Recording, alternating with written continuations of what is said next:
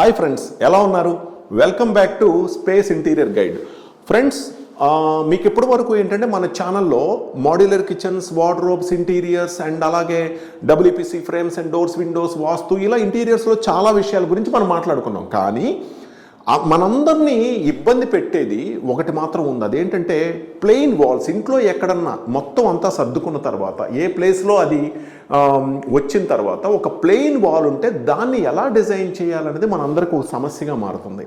అయితే దానికోసం కూడా కొన్ని వాల్ ప్యానల్స్ అని, వాల్ పేపర్స్ అని చెప్పాం. మరి ఇంకా కొత్తగా చెప్పేది ఏముంది? ఒక పెద్ద వాల్ ఉంటే తక్కువలో ఖర్చు అవ్వాలంటే ఎలా చేయాలి? సో అది లాంగ్ లాస్టింగ్ ఉండాలి, కొంచెం లేటెస్ట్గా ఉండాలి, సింపుల్గా ఉండాలి, కూల్గా ఉండాలి. ఎలాగా?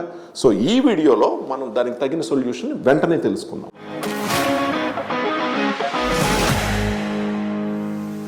ఇక్కడ మీరు బీడింగ్స్ చూస్తున్నారు కదా, charcoal and WPC embossed beadings. ఈ బీడింగ్స్ రకరకాల సైజెస్లో, రకరకాల డిజైన్స్లో మీకు మార్కెట్లో అవైలబుల్ ఉంటాయి. అండ్ మా దగ్గర అయితే కనుక చార్కోల్ అండ్ WPCలో ఉంటాయి. అండ్ ఈ బీడింగ్స్ వుడ్లో కూడా అవైలబుల్ ఉంటాయి. కానీ వుడ్ ఎందుకు సజెస్ట్ చేయనంటే చెదపట్టే అవకాశం ఉంది. అవి రఫ్గా ఉంటాయి ఫినిషింగ్. దాన్ని మళ్ళీ స్మూత్ చేయడానికి ఇంకా మీరు వర్క్ పెరుగుతుంది. అందువల్ల వుడ్ నేను సజెస్ట్ చేయను, డైరెక్ట్గా వాల్కి ఫిక్స్ చేస్తాం కాబట్టి. అండ్ ఇంకోటి ఏంటంటే దీంట్లో POPలో కూడా దొరుకుతాయి. POP వచ్చేసరికి ఏంటంటే ఎక్కువ లైఫ్ ఉండదు, ఏదైనా తగిలితే కనుక ఊడిపోతాయి. అందువల్ల నేను చార్కోల్ అండ్ WPC తీసుకుంటాను. ఎందుకంటే water proof, termite proof, high glossy finish and light weight, easy to make. ఒక్కొక్క బీడింగ్ యావరేజ్గా మీకు 500 రూపీస్ యావరేజ్గా ఉంటుంది. సో 8 feet లెంత్ వస్తుంది. సో వీటిని యూస్ చేసి మనం ఎంత పెద్ద వాల్నైనా ఒక మంచి డిజైన్ తీసుకొని ఆన్లైన్లో చెక్ చేయొచ్చు. లేదా మేము ఇంటీరియర్ చేసేటట్లయితే కనుక డెఫినెట్గా మేమే డిజైన్ ఫామ్ చేస్తాం. ఆ డిజైన్ ఫామ్ చేసుకొని 45 degrees కట్ చేసి డైరెక్ట్గా ఆ డిజైన్ని వాల్ మీద గమ్ అండ్ హెడ్లెస్ నెయిల్ తీసుకొని డైరెక్ట్గా ఫిక్స్ చేసేయచ్చు. So easy. 1 dayలో మీకు వర్క్ మొత్తం ఎంత పెద్ద వాల్ అయినా అయిపోతుంది.